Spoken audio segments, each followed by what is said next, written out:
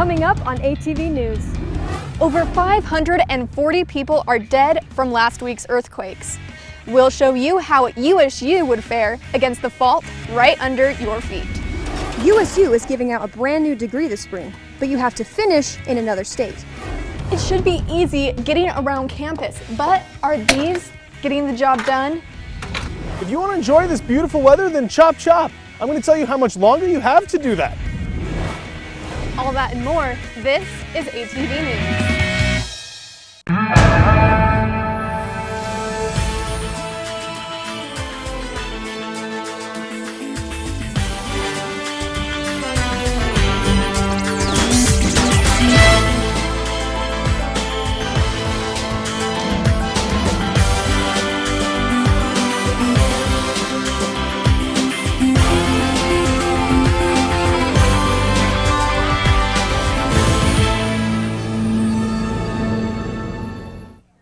Welcome to ATV News. I'm Tess Griffith. And I'm Sarah Winder. A man is dead today following a biking accident in South Logan. The man's body was discovered at around 8 a.m. this morning, face down in a ditch. He was believed to be riding on his bike on a bike trail that ran next to the Logan River when he crashed. A man that lives in the area tried to wake the fallen cyclist and called 911 when he couldn't. I just went up as anybody would have and asked. I called out, "Are you okay?" And, "Are you okay?" No answer. So I kneeled down and nudged him on the shoulder, and there was no response. The trail was by Carl Inouye Senior Housing at 690 Riverwalk Parkway. After headlining artist Charlie Puth canceled his upcoming performance due to illness, the USA Student Events Office canceled the end-of-year bash. The office says they are in the process of exploring options for those who have already purchased tickets. Twin earthquakes in Japan and Ecuador left hundreds dead, thousands injured. The death toll in Ecuador from Saturday's 7.8 earthquake is now up to at least 480. Another 1,700 people are missing. The earthquakes in Japan on Thursday and Saturday left at least 42 people dead and more than 1,000 injured. Searching through rubble for days, rescue teams say they're losing hope on finding more survivors. According to geologists, a threat of a major earthquake is set to hit Utah in the near future. Our Amy Kobabe shows you what you can do to prepare if an earthquake hit our state.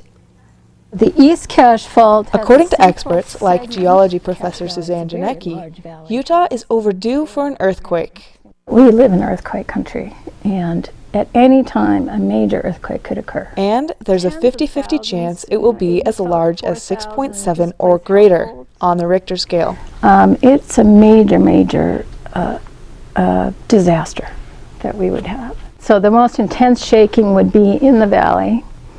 And initially you'd feel a jolt, and then another jolt, and then the big surface waves are going to come. And that's the continued long wavelength energy that is likely to shake your house down. Experts say that in an earthquake you should stop, drop, and hold on, but that you should practice it now. At the university, Judy Crockett says they do all they can to practice and prepare for every emergency scenario. We do a lot of training. We prepare by doing drills and exercises and how we would respond if there was an earthquake. This is an earthquake drill. This video is for practicing an earthquake along with the Great Utah Shakeout. Crockett says students should prepare with a couple bottles of water, some granola bars, some first aid supplies, and an old pair of good, solid shoes. Amy? The Great Utah Shakeout will take place on Thursday at 10 a.m. For more information on how you can take part, visit shakeout.org. Jason Ree Lopez pled guilty to attempted rape and forcible sexual abuse last year. But last week, the case took a dramatic turn. Brock Damjanovic takes us to the Logan courthouse where it all happened. Thanks, Sarah. Ree Lopez faced what was supposed to be his final sentencing at this courthouse last week. What happened, though, was anything but final. The agreement was not met, and those terms are not met. That being the case, I'll absolutely give Mr. Ree Lopez the right and ability to withdraw his plea. We can proceed to trial. That's the court's order. Thank you. With the judge's verdict, the defense attorney stormed out of the courtroom and didn't come back. The prosecutor says the decision wasn't good or bad for the state. We just were seeking to understand, how did you reach this result? How did you reach the result of his risk assessment? And the judge just did not feel comfortable that the results were going to give him the level of comfort to go along with our deal. According to a clerk that I spoke to here at the courthouse, she said that she'd never actually seen an attorney leave the courtroom before a case had ended before. So it kind of posed a unique situation for them. Thanks, Brock. Yesterday, the case returned to the courtroom and has a scheduled continuance for May 24th. Last week, every USU student received a scam warning email from university officials. According to the email, students are being called by fake law enforcement officials and are told they owe the university money and must pay immediately over the phone. Our offices, the university offices, would never approach you by phone, would never ask for payment immediately. There's no such, we don't do that. We do it through the official communications channels. You'd receive something to your Ag email account, right? And if you'd given us permission to text you about something or otherwise email you, we would follow those protocols. We would never deviate from that. If you receive a similar call, Morales urges students to first contact the authorities, or if you have questions, you can meet with him directly. If you've ever been on crutches or in a wheelchair, you might have noticed it's a bit of a different experience getting around. Our Amy Reed is live with us to show you what law there is to help you maneuver campus and what kind of limitations it has. Amy? Thanks, Sarah. Buttons like these help USU be more compliant with the Americans with Disabilities Act, but I met with a few people that wonder if compliance really means accessibility for buildings. Oh dear. For Gabriel, having a disability doesn't really slow him down, unless him and his mom run into something. I've gotten really used to this. Like this on campus. I can't put that on my reel. I stuttered.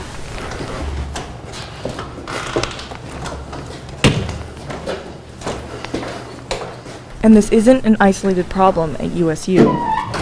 I tried to do campus, all my classes in a wheelchair one day. I was an average of 8 minutes late to every class. Those 8 minutes add up. Over the course of the semester, you'd miss about 28 classes to travel time. One of the issues we have on campus is we're an old campus. If a building is built prior to 1990, which is when this law was passed, the ADA, they do have to make it fully accessible if they do any modification after 90, but it does not say how convenient it needs to be. You can't go in the front.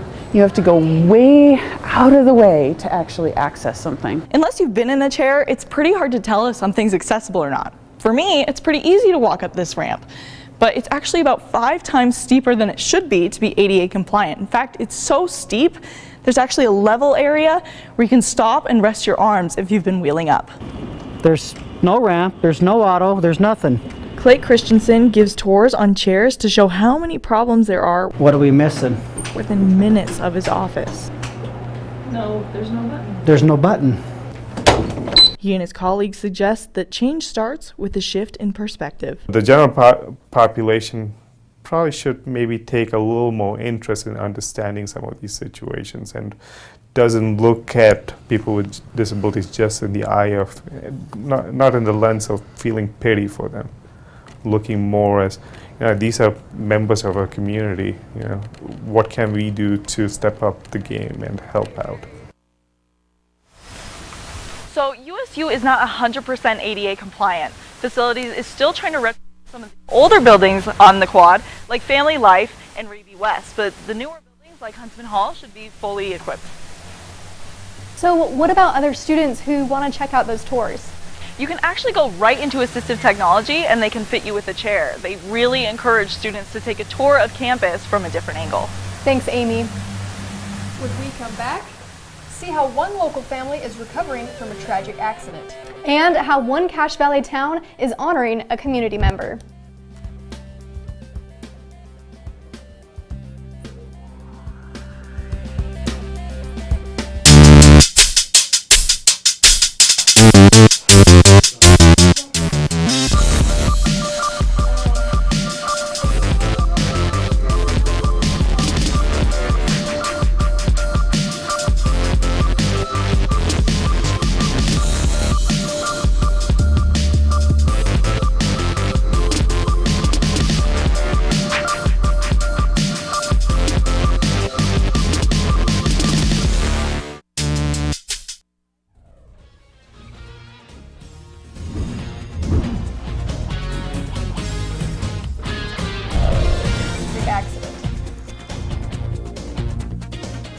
married couple is alive after suffering from a tragic accident where she could have lost her life. Our Tori Green went to their home to see how the recovery is going. For me, it's been really hard. Claudia and her husband were T-boned in early December. I think that she gone. But Claudia did survive, but she was also 5 months pregnant. My baby doctor, he says, he's not here anymore. He dead. And then I say like, wow. And I'm like, I can't deal with this no more. Claudia was in a coma for 6 days. I didn't have my mom to be here with me. I just felt really down of all that happened. Before the accident, family members were excited for the baby. They were expecting a lot my baby. And they had a lot of stuff for my baby boy. Claudia says her recovery is a miracle. God was the only one that could do this for me. If the accident affected Eldon more than his wife, him being self-employed, people wouldn't be walking up his stairs to ring his door. Eldon supports his family by cutting hair out of his home. If I'm not doing this, nobody take care of my family, nobody take care of my bills. That was impact to myself and my family.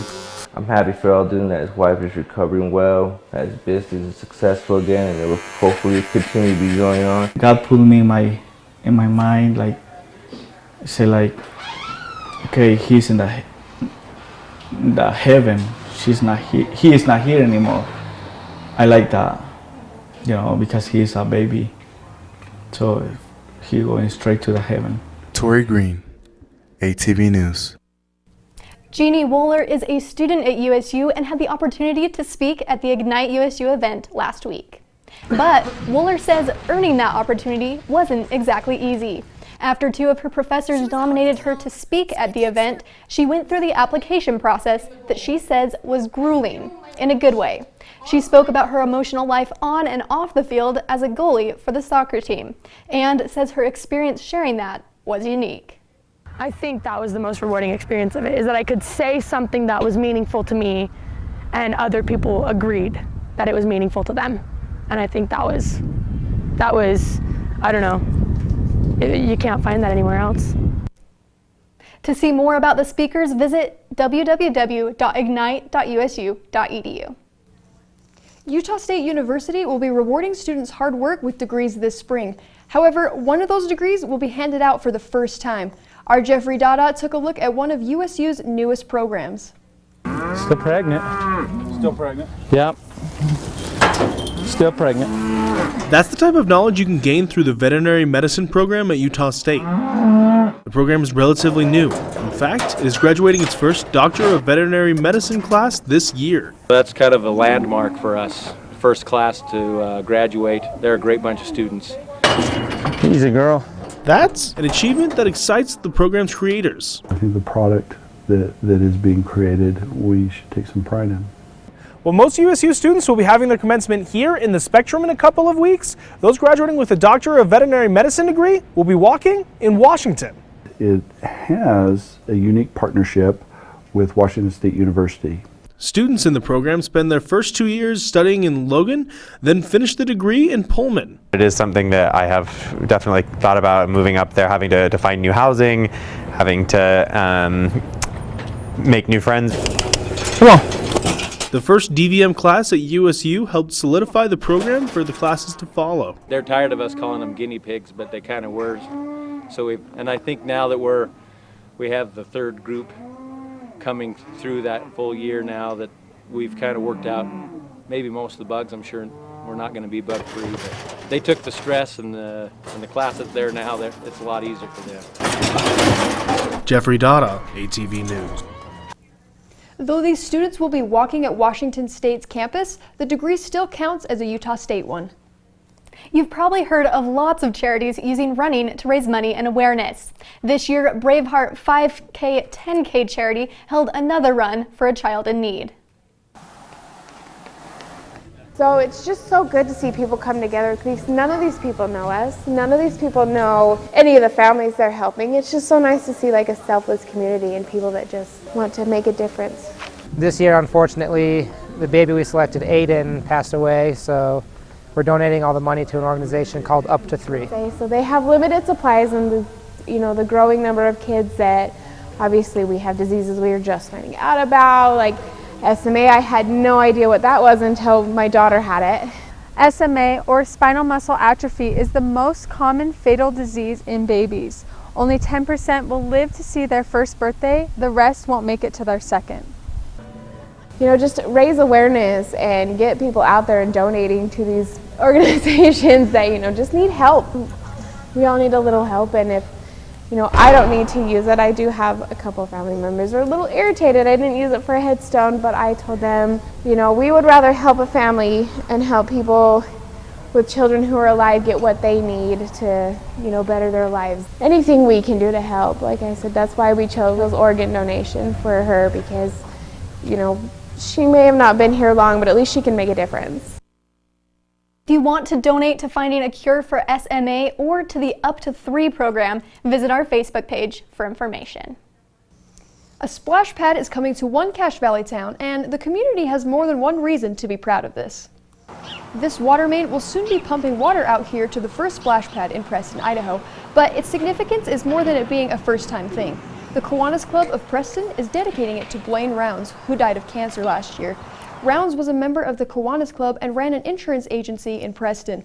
Community members say Rounds made an impact on the town, and this tribute is their way of showing thanks. It was touching for the family and for the community that loved Blaine, and I think it's huge that we're at this point and it's actually happening, and he's going to be there along with us the entire time. The splash pad is scheduled to be finished on June 4th. When we come back, our Jeff Dada will have your Cache Valley weather report. The current temperature in Logan is 73 degrees. So, I got this new family, and I don't know what it is about this one, but she can't seem to put down that toy. Oh, and she even talks to it. Who's she talking to? Her mom? She talks to her mom a lot. People think I'm trash, but they're wrong. Today I'm just an aluminum can, but one day I could be a stadium.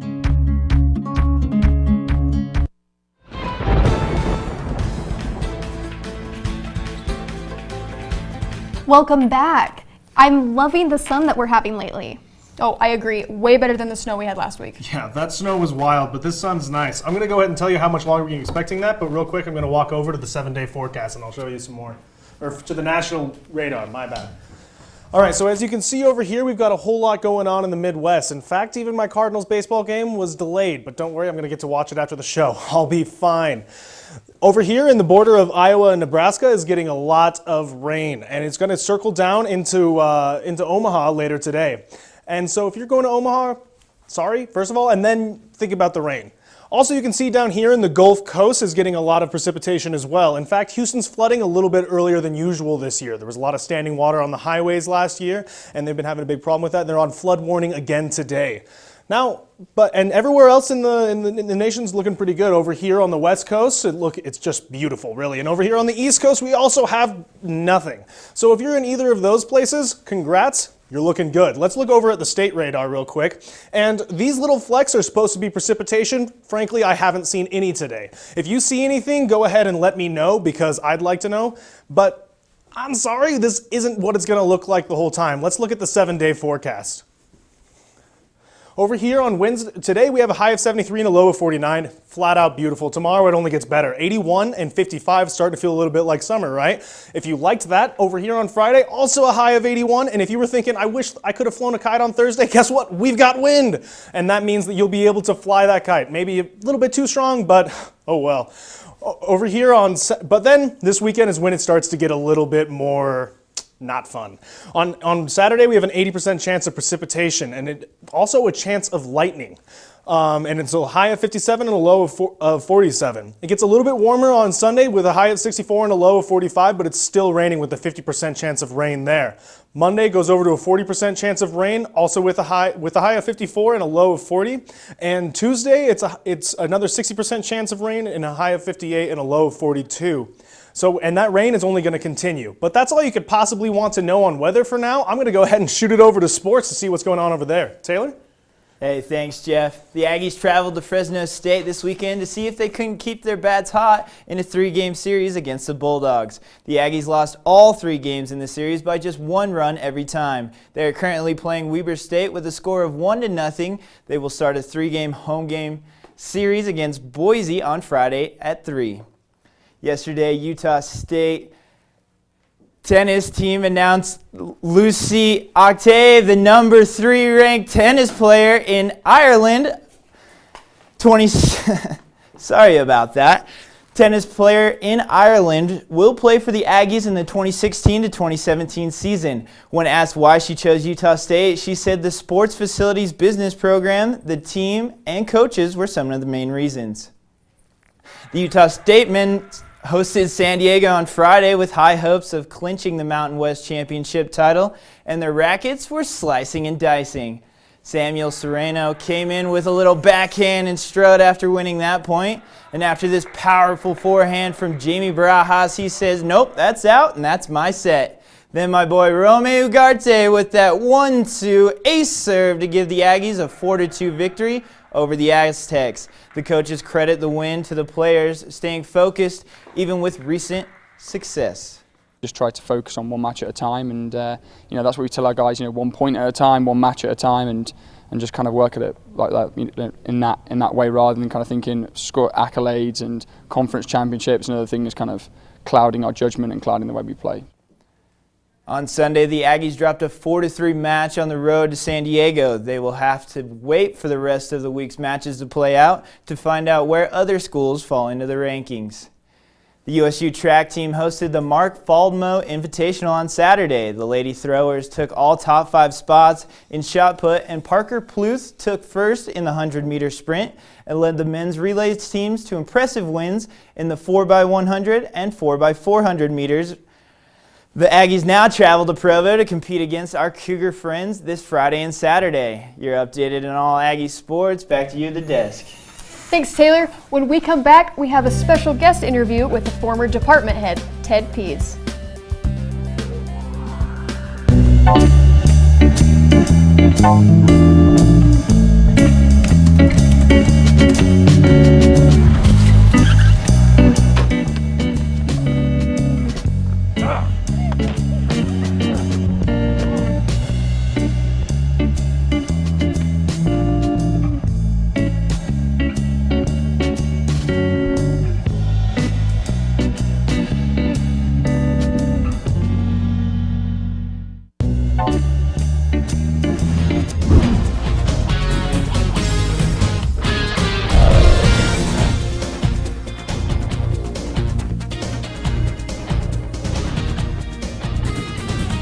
Dean Allen of the College of Humanities and Social Sciences is retiring. To honor him in leaving, each department in the college said what they'll remember most about the dean.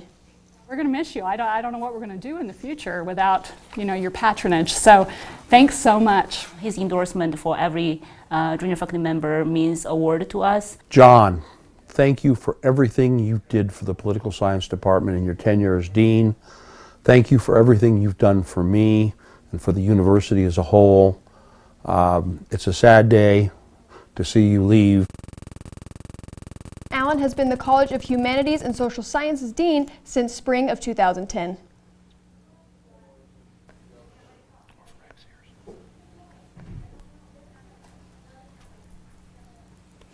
We're here in the studio with Dr. Ted Pease. He is a former journalism department head, and we're really happy to have you here. Glad to be here.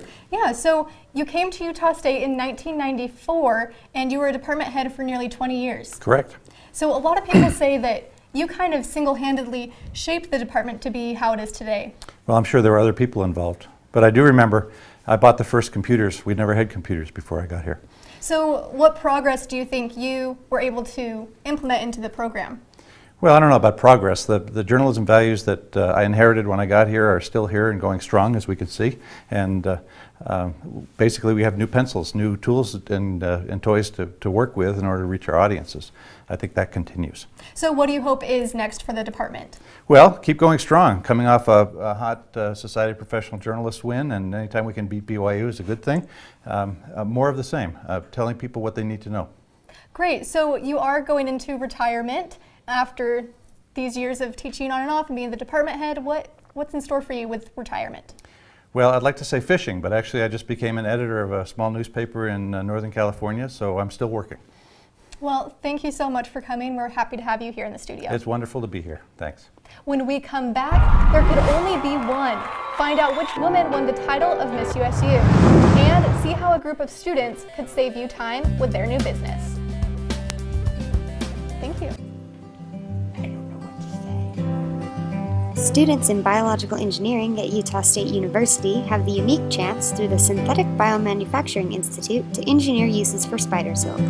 Projects developed in the lab include medical coatings, strong adhesives, and elastic woven fibers. These Aggies from Utah State are influencing and changing the face of biological engineering. Join them and leave your mark as well.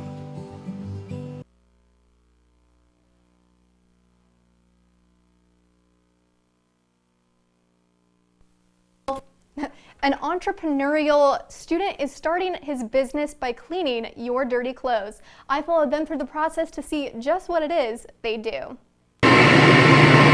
If you don't have the time, Dakota Worrell is willing to do your laundry, as long as you pay. About $12 for the average load. Which includes picking up, washing, and returning your laundry right to your doorstep. Hi, this is Dakota with the Campus Clothesline. How are you doing?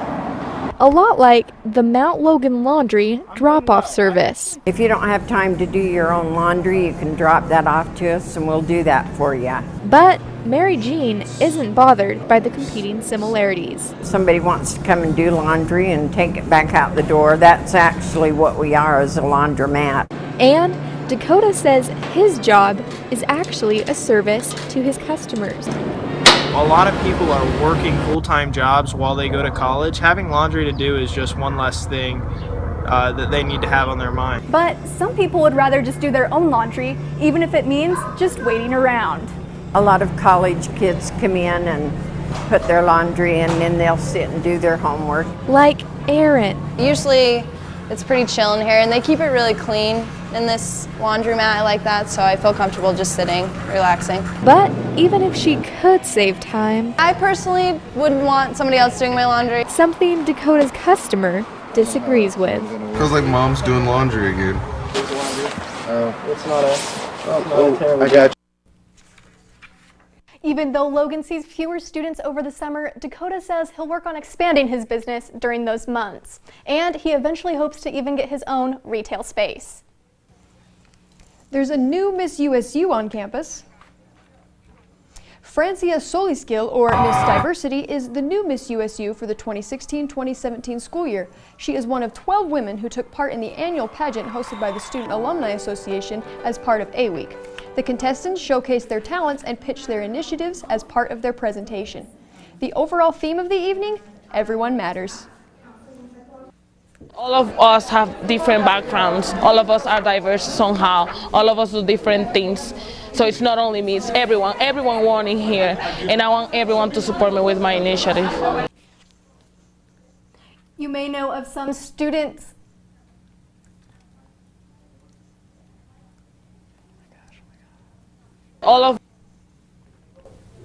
Thanks for joining us on this edition of ATV News. You can catch all of our other editions on Facebook.